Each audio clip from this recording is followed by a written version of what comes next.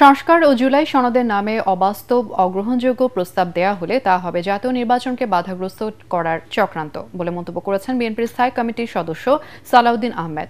গুলশানের বাসায় সাংবাদিকদের সাথে মতবিনিময়ে তিনি আরও বলেন, অনির্বাচিত ব্যক্তিদের দিয়ে নয়, সংস্কার সংবিধান সংশোধন হতে হবে নির্বাচিত জনপ্রতিনিধিদের মাধ্যমে।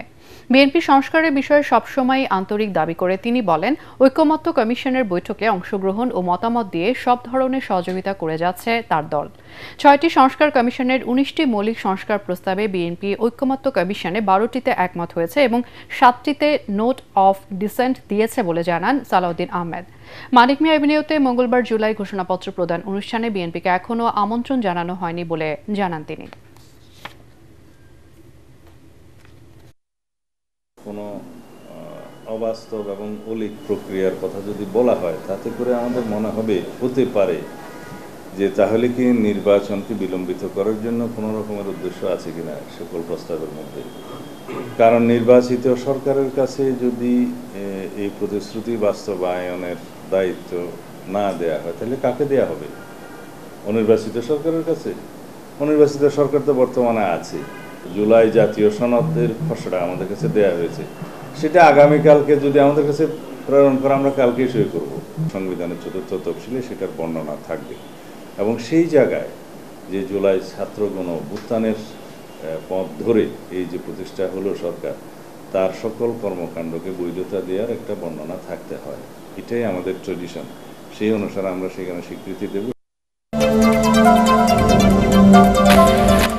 জুলাই গণঅভ্যুত্থান চলাকালে ক্ষমতাচ্যুত প্রধানমন্ত্রী শেখ হাসিনা পঙ্গু হাসপাতালে আহতদের দেখতে গিয়ে নো ট্রিটমেন্ট নো রিলিজ নির্দেশ দেন। এর ফলে ওই হাসপাতালে ভর্তি থাকা গুরুতর আহতরা কোনো চিকিৎসাই পাননি, এমনকি অন্য হাসপাতালে যাওয়ার সুযোগ দেওয়া হয়নি তাদের।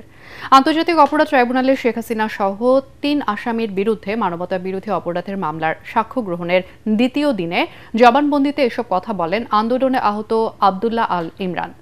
বিচারপতি গোলাম মর্তুজা মজুমদারের নেতৃত্বাধীন ৩ সদস্যের আন্তর্জাতিক অপরাধ ট্রাইব্যুনাল ১-এ বেলা ১১টা ৪০ দ্বিতীয় দিনের সাক্ষ্য গ্রহণ শুরু হয়। পরে পারভিন নামে আরেকজন সাক্ষী দেন। এই মামলায় গ্রেফতার থাকা একমাত্র আসামি সাবেক আইজিপি চৌধুরী আবদুল্লাহ আল মামুনকে সকালে ট্রাইব্যুনালে হাজির করা হয়। গতকাল এই মামলায় সূচনা বক্তব্য উপস্থাপনের পর সাক্ষ্য গ্রহণ শুরু হয়। ক্ষমতাচ্যুত প্রধানমন্ত্রী শেখ হাসিনা সহ জুলাই আগস্টের হত্যাযজ্ঞে জড়িতদের সর্বোচ্চ শাস্তির দাবি জানিয়ে প্রথম সাক্ষী হিসেবে সাক্ষ্য দেন ৫ আগস্ট যাত্রাবাড়িতে পুলিশের গুলিতে আহত গাড়ি চালক খোকন চন্দ্র বর্মন। শেখ হাসিনার পক্ষে রাষ্ট্র নিযুক্ত আইনজীবী আমির হোসেন তাকে জেরা করেন। তিনি মনে করেন তার জবানবন্দি ও সাক্ষ্যের ভিত্তিতে আসামিদের দোষী প্রমাণ করার সুযোগ নেই। ৫ আগস্টকে ঘিরে নাশকতার শঙ্কা নেই বলে জানিয়েছেন স্বরাষ্ট্র উপদেষ্টা অবসরপ্রাপ্ত লেফটেন্যান্ট জেনারেল জাহাঙ্গীর আলম চৌধুরী। সচিবালয়ে কোর কমিটির মিটিং শেষে উপদেষ্টা আরও বলেন, আগামী জাতীয় নির্বাচনে আওয়ামী লীগ অংশ নিতে পারবে কিনা সে বিষয়ে সিদ্ধান্ত নেবে সরকার। তবে ভোট সুষ্ঠুভাবে সম্পন্ন করতে বদ্ধপরিকর স্বরাষ্ট্র মন্ত্রণালয়। তিনি বলেন, আগের চেয়ে আইনশৃঙ্খলা পরিস্থিতির উন্নতি হয়েছে, তবে কাঙ্ক্ষিত অবস্থায় আসেনি। এ সময় স্বরাষ্ট্র উপদেষ্টা দাবি করেন, ৫৪ বছরে বাংলাদেশের আইনশৃঙ্খলা পরিস্থিতি কখনোই খুব ভালো ছিল না।